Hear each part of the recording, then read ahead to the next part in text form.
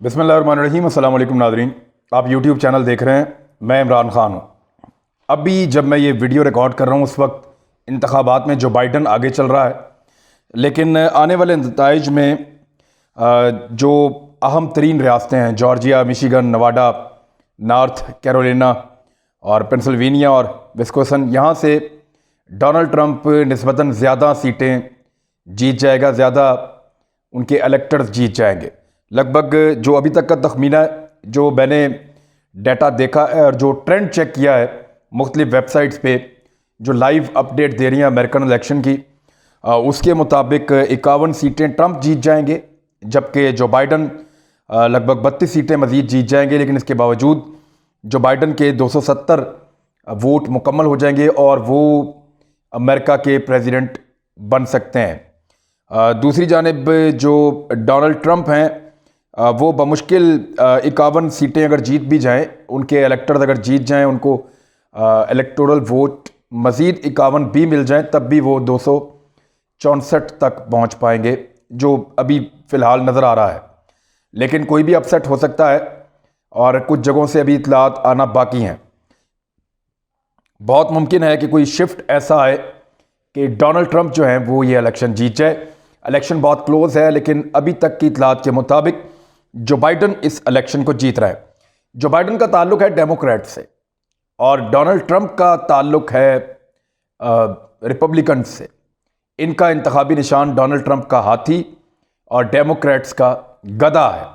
गधे को अमेरिका में समझदारी की, अक्लमंदी की अलामत समझा जाता है और वो एक बेहतरीन जानवर के तौर पे उसको देखते हैं। तो डेमोक्रेट्स ने अपना इंतखाबी निशान, यहाँ पे तो गधा कहते हैं बेवकूफ़ को, लेकिन वहाँ पे गधा एक दानिश्वर को कहते हैं, लिहाजा वहाँ जो है वो उनका इंतखाबी निशान जो है वो गधा है।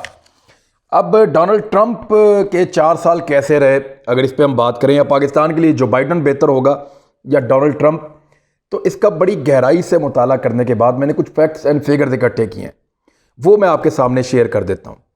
नंबर 1 तो याद रखिएगा कि डोनाल्ड ट्रंप का बैकग्राउंड था रेसलिंग की दुनिया से ये मकबूल हुआ था, या ये एक मीडिया का एक पर्सन था और मीडिया की दुनिया से मकबूलियत इसने हासिल की थी।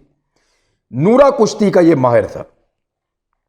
आपने WWF देखी हो, आपने रेसलमेनिया देखी हो, आपने और रेसलिंग की बहुत सारी फेडरेशंस हैं उनको देखा हो, तो उनके अंदर जो रेसलिंग होती है, बड़े बड़े रेसलर्स, हल्क होगन, जायंट, और उसमें कर्ट एंगल, और उसमें बेशुमार और बड़े बड़े वॉरियर, बड़े बड़े रेसलर्स हैं जिनको मैं देखता था। अभी आजकल जॉन सेना बड़ा इसमें मशहूर है, स्टिंग एक बड़ा ज़बरदस्त करैक्टर था, तो वो सारे मुझे अभी भी याद है, बड़े ज़बरदस्त।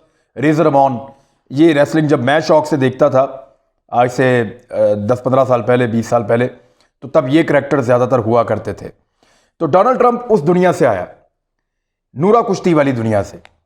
डोनाल्ड ट्रंप बेसिकली नूरा कुश्ती का माहिर है। ये ज़ुबान से मारता है, हाथ से नहीं मारता। आप गौर करें, डोनाल्ड ट्रंप ने 4 साल अमेरिका को भी बिल्कुल अपने जैसा बनाया। अमेरिका ने तमाम रियासतों से और तमाम दुनिया के ममालिक से नूरा कुश्ती की है, हर जगह पे नूरा कुश्ती की है, कहीं प्रैक्टिकली लड़ाई नहीं की। हालांकि इससे पहले वाले जो बराक ओबामा के बारे में, मुसलमानों के बारे में हवाले से ख़ास तौर पे कहा जाता था कि बराक ओबामा मुसलमानों के लिए बेहतर आदमी आ गए।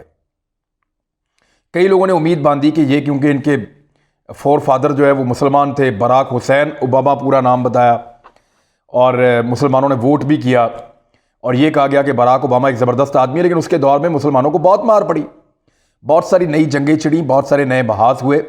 इवन पाकिस्तान के लिए बुरा ये हुआ कि इन्होंने उसामा बिन लादेन का जो एक पाकिस्तान के अंदर ऑपरेशन किया, पाकिस्तान को बताए बगैर, और पाकिस्तान पे एतबार भी नहीं किया, और बड़ा उस ऑपरेशन के अंदर पाकिस्तान को बड़ी सुबकी हुई थी और उसकी एक इंक्वायरी भी हुई थी बाद में। तो बराक ओबामा ने दुनिया में लड़ाई को बढ़ाया, कम नहीं किया। मुसलमान मुल्कों में ज़्यादा तबाही हुई उनके दौर में, नए महाज खोले गए। उससे पहले आप जॉर्ज बुश जूनियर जो हैं, उनका 2 अदवार है, उसमें आप अफ़गानिस्तान की, इराक़ की, दीगर मिडल ईस्ट के ममालिक की हालत देख लें तो आपको पता चलेगा कि उन्होंने मुसलमानों पे एक यलगार की और बड़ी ख़तरनाक जंगें छेड़ी। उससे पहले आप बिल क्लिंटन के दौर में चले जाएं तो वो भी कोई मुसलमानों के लिए अच्छा दौर नहीं था, और वहाँ उस दौर में उन्होंने बुनियाद रखी मुसलमानों के ख़िलाफ़ नए प्रोपेगेंडा की।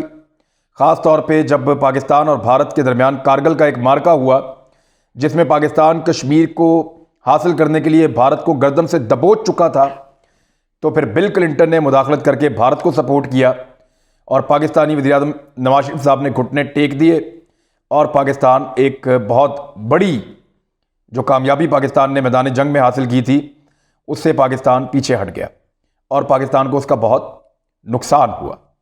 ये बिल क्लिंटन था। अगर आप लगातार पीछे देखें तो डेमोक्रेट्स के अदवार में जब डेमोक्रेट्स आते हैं तो पाकिस्तान के लिए अच्छा नहीं होता, यानी बराक ओबामा, क्लिंटन या दीगर डेमोक्रेट्स, तो पाकिस्तानी शुरू से जो है वो सपोर्ट करते रहे हैं रिपब्लिकन्स को। और रिपब्लिकन्स के अंदर ये जो रिपब्लिकन आया डोनाल्ड ट्रंप, इसने किसी किस्म की नई लड़ाई नहीं छेड़ी दुनिया में। यानी आप ये देखें, पिछले 4 साल में अमेरिका किसी नई लड़ाई के अंदर कूदा नहीं। अमेरिका ने किसी नई जंग का आगाज़ नहीं किया। अमेरिका चीन को मुंह से तो बुरा भला कहता रहा, 3-4 दफ़ा साउथ चाइना सी में भी गया, अपने जहाज़ भेजे, बुलाए, लेकिन लड़ाई नहीं की। ईरान के ऊपर बहुत ज़्यादा एलिगेशंस लगाए, हमला नहीं किया। मिडिल ईस्ट के अंदर कोई नई जंग नहीं छेड़ी, किसी नए मुल्क के ऊपर हमला करके उसको तबाह नहीं किया, बल्कि अपनी फोर्सेस को डोनाल्ड ट्रंप ने बतदरीज मुख्तलिफ इलाकों से निकालना शुरू किया। अमेरिका के इंटरनल मामलात के अंदर ज़्यादा फोकस किया डोनाल्ड ट्रंप ने। वो ज़बान से कड़वा है और लड़ाई झगड़ा जो है वो ज़बानी कलामी करता है, लेकिन प्रैक्टिकली किसी मुल्क पे हमला नहीं किया उसने, और प्रैक्टिकली उसने दुनिया को मज़ीद लड़ाई की तरफ नहीं धकेला। ये रियलिटी है। यानी ये डोनाल्ड ट्रंप ही है जिसने अफगानिस्तान का भी दौरा किया, ये तो बाकियों ने भी किया था, लेकिन ये पहली मरतबा नॉर्थ कोरिया गया कोई अमरीकी सदर, और ये जून 2019 में पहला अमरीकी सदर था जो नॉर्थ कोरिया गया, और किम जोंग यन ने उनका इस्तकबाल किया उस सरहद के ऊपर जो नॉर्थ और साउथ कोरिया के बीच में है। तो वहाँ से लेकर वो पैदल अपने मुल्क में गए डोनाल्ड ट्रंप को। तो डोनाल्ड ट्रंप ने जो एक लड़ाई की कैफियत बनी हुई थी नॉर्थ कोरिया और अमेरिका के बीच में, अमेरिका को ख़तरा था नॉर्थ कोरिया के मिसाइलों से कि ये हमारे बहरी बेड़े को किसी वक्त भी तबाह कर सकते हैं। नॉर्थ कोरिया को लगता था अमेरिका उनके लिए एक बहुत बड़ा ख़तरा है, वो भी हर वक्त तैयार रहते थे। तो उस बर्फ़ को पिघलाया डोनाल्ड ट्रंप ने। फिर फ़लस्तीन का दौरा भी किया। पहला दौरा सऊदी अरब का था, फिर इसराइल का था, उसके बाद फ़लस्तीन का दौरा किया, महमूद अब्बास से मिले जो सदर हैं वहाँ पे। जापान का दौरा भी इन्होंने किया। हिरोशिमा नागासाकी के बाद जो पहला आदमी उस इलाके में गया वो यादगार के ऊपर बराक ओबामा था।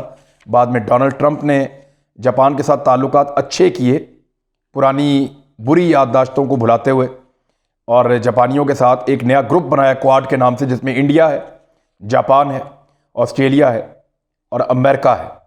और ये ज़्यादातर मुश्तरका बिजनेस और मुश्तरका फ़ौजी मशक़ें और इन चीज़ों के ऊपर काम करते हैं। चीन के ख़िलाफ़ इन्होंने बनाया। चीन के ख़िलाफ़ भी अमेरिका प्रैक्टिकली लड़ने के लिए नहीं गया, ज़बानी कलामी लड़ाई करता है। डोनाल्ड ट्रंप ने पिछले 4 साल के अंदर कोई नया महाज खड़ा नहीं किया। और इससे पहले वाले अगर आप सुदूर को देखें, जितने सदर आए हैं, उन्होंने इराक़ का क्या हाल किया, शाम का क्या हाल किया, लीबिया के साथ क्या किया, और सीरिया के साथ क्या, उसमें मिस्र के साथ, मिडल ईस्ट की पूरी सूरत हाल क्या की, ये सब कुछ आपके सामने है। और इस सूरत हाल को देखते हुए आप अंदाज़ा कर सकते हैं कि दुनिया को एक नई जंग की तरफ अमेरिका ने कोशिश की कि ना धकेला जाए और वो उसका हिस्सा ना बने। ये है डोनाल्ड ट्रंप, नूरा कुश्ती का मास्टर, और झूठ मूठ की कुश्तियाँ करके इसने पहले भी फेम कमाया, पैसा कमाया, और सदर बनने के बाद भी इसने अपनी मकबूलियत के लिए झूठ मूठ के नारे, झूठ मूठ की लड़ाइयाँ लड़ी, नूरा कुश्तियाँ लड़ी, लेकिन कोई अमली तौर पे कोई जंग, कोई ऐसा मामला नहीं छेड़ा जिससे नुकसान हो। हत्ता कि जब तालिबान के साथ मुज़ाकरात हो रहे थे तो एक मौके पे डोनाल्ड ट्रंप ने नखरा किया और कहा मुज़ाकरात नहीं हो सकते इन हालात में। तो तालिबान ने कहा ठीक है आप ना करें, 20 साल पहले लड़ लिया है, 20 साल और लड़ लेते हैं, उसके बाद मुज़ाकरात कर लीजिएगा। उन्होंने जाके ये खिताब किया तालिबान रहनुमाओं से और कहा ठीक है, we are ready to fight, हम लड़ने के लिए तैयार हैं। तो फिर अमेरिका ने दोबारा पाकिस्तान से रब्ता किया, जुल्म खलीलज़ाद आए, उन्होंने कहा जी कि ये किसी तरह भी अब मामला रिजॉल्व किया जाए, और दोबारा फिर तालिबान के साथ मुज़ाकरात किए। तो डोनाल्ड ट्रंप डराता है, कोई डरे तो ठीक है उसकी मेहरबानी, ना डरे तो फिर वो काम चलाता है। तो इस तरह का सदर जो है मेरे ख्याल में दुनिया के लिए एक बेहतर आदमी था। जो बाइडन को आपने भी आजमाया नहीं है बतौर सदर, और लेकिन आप डेमोक्रेट्स को बार बार आजमा चुके हैं। ओबामा की सूरत में, क्लिंटन की सूरत में इनके इंडिया के साथ ताल्लुकात बहुत बेहतर होते हैं। फिर ये डेमोक्रेसी के लिए एक जोर लगाते हैं और मुल्कों के ऊपर दबाव को बढ़ाते हैं और अपने मुतालबात पूरे करवाने के लिए डू मोर का मुतालबा जो डोनाल्ड ट्रंप के दौर में नहीं हुआ पाकिस्तान से, ये लोग ज़्यादा करेंगे। जो बाइडन पाकिस्तान से डू मोर का मुतालबा ज़्यादा करेगा, ज़्यादा शिद्दत के साथ आएगा, दुनिया में नई जंगें छेड़ सकता है। बहुत मुमकिन है कि चीन के साथ जिस लड़ाई से अमेरिका गुरेज कर रहा है, जो बाइडन के आने के बाद वो लड़ाई हो जाए। वो भारत को किसी और तरह इस्तेमाल करने की कोशिश करेगा।